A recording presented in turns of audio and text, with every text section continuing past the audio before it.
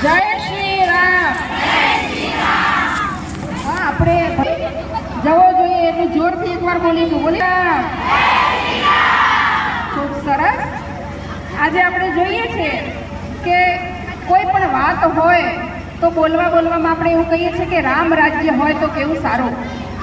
કોઈના ઘરમાં થોડી વધારે પડતી છૂટ હોય તો પણ આપણે કહીએ છીએ કે ફલાણાના ઘરમાં તો રામ રાજ્ય છે।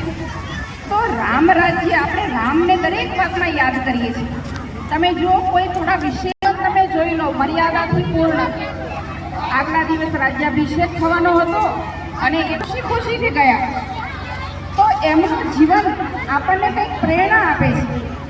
ખાલી આપણે શ્રી રામની જય જયકાર તો કરીએ છીએ, પરંતુ એમના જેવા બનવાનું છે। પરમાત્મા કહે છે કે પ્રભુ શ્રી રામ એ આપણને મર્યાદા પુરુષોત્તમ બનવાની પ્રેરણા આપે છે। તો આપણે પણ એમના જેવા હવે બનવાનું છે। અને પ્રભુ શ્રી રામ જ્યારે મંદિરમાં આજે પધારવાના છે તો આજે આખો દેશ ઉત્સવ મનાવી રહ્યો છે। આપણે બધા કેટલા ખુશ છીએ।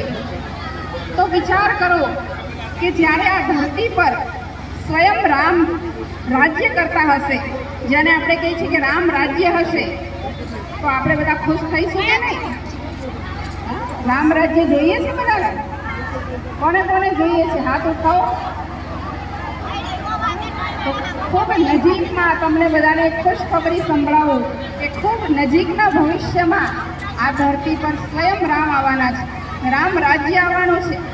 પરમાત્મા કહે છે કે ટૂંક સમયમાં આ ધરતી પર સ્વયં રામ હશે। આપણા આરાધ્ય રામ જ્યારે મંદિરમાં પધારી રહ્યા છે તો આપણે આટલા ખુશ છીએ।